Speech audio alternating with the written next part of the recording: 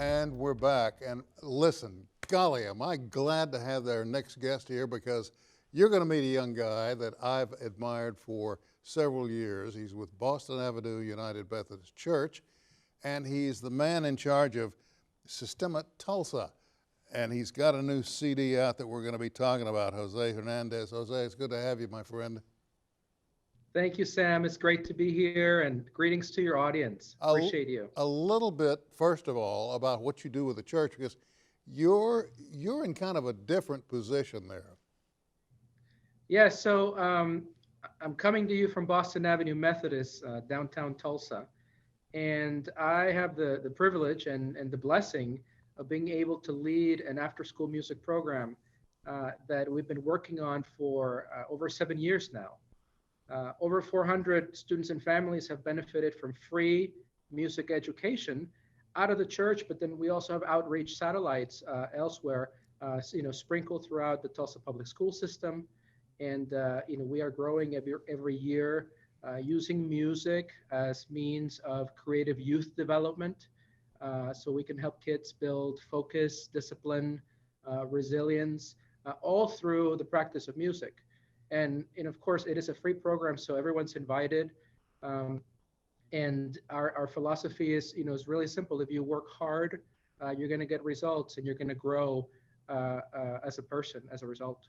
You know, this puts me in mind of something that goes all the way back to World War II. Now, bear with me for a minute because I got a lot of years on you. But back in World War II, churches all across the United States opened their doors to young people who were about to be separated by World War II. These men had been called up to serve in various theaters of battle.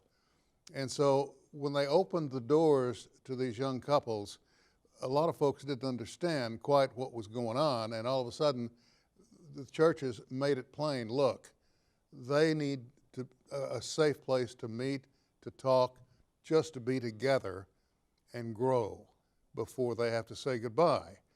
Jump forward all those many years, and here we have a young man who is offering the hand of music and the ability to reach hundreds, if not thousands, of children. And the results, I have to tell you, are staggering. I've heard your orchestra, and I've heard the young musicians you've worked with, all of them. Pianos, clarinets, flutes, trumpets, cello, violin. You have a multitude of talent going for you there. Thank you, Sam. And that observation, brings me think about the role that artists can play.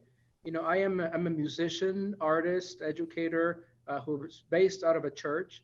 And yes, you're right. I think churches have a role to play in welcoming people, and of course, sharing a passion for something. In this case, music, giving children and youth the opportunity to live an experience that is going to help them in their lives. And your example brings to mind, speaking of World War II, Dame Meyer Hess. Dame Meyer Hess in England was a pianist um, who, at the time of the war, played a piano recital every single day um, at one of the cathedrals in London, and hundreds of people came to be nurtured and inspired by that music, to be soothed, really, by that music as the war was going on. So absolutely, every generation has a place for artists to make a difference. And played too while the bombs were falling, if memory serves. Yes, yes, and for that, she won great recognition. I recall a few years ago I played in a series in Chicago in her honor, called the Dave Meyer Hess Concert Series, and that was very special. Well, you have done something that's very special. You've put together a CD. Was this your idea? Yeah, piano devotions, hymns, and sacred songs in classical settings. I have been working on this for a while, playing, learning, curating musical arrangements of hymns and songs, arrangements done for the concert setting, really delving deep into the music. And I got to a point where I had played so many of these arrangements in worship settings and also in concerts that I decided, okay, let's curate a collection of all of these things that I've known for a while and that speak to my heart, and let's put it together in a formal recording. So last summer, I went to Boston and the wonderful studios of WGBH, with a 9-foot Hamburg Steinway and a world-class studio. I got to lay down these tracks, and the results are, I feel, very special, and been a source of growth and inspiration for me as well. Well, and I want folks to understand at home, we're not talking about the Music Man here. We're not talking about trouble right here in River City, although we are in River City. What you've got going on here is a world-class program, because you yourself, my friend, are quite a name in the music industry across the country, not only as a director, but as a musician as well. So you've instilled in these children the hunger to learn and to perform and to grow. How do you do that? What do you look for in a child when the child first walks in? Do you look, well, what kind of embouchure do they have? How are their fingers? What are you going for? It's interesting that you mentioned the word hunger. Anytime anyone is hungry to learn something, I get just very interested, very excited about it, because it's an opportunity, for us to, as a program, to invest our time and energies. Now, of course, how do you get them involved? I think, like myself, my colleagues in the Sistema program are musicians who are performing and doing lots of great work and polishing their own musical craft. And so they can serve as a model to other students, and that inspires them. So I always have to remind myself, to keep my my piano playing in top form, because that's also a source of inspiration. You also do concerts yourself, do you not? I do. I do. So,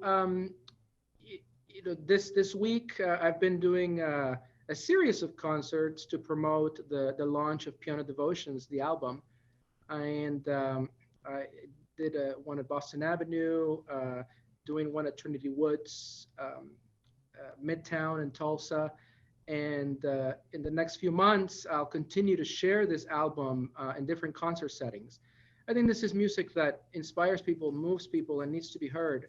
And I particularly, enjoy performing for others so much. I learn every time I perform.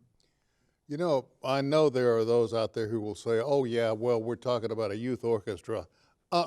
No, there's more to it than that. I have heard the results, as many of my friends have, of what you've instilled in these children.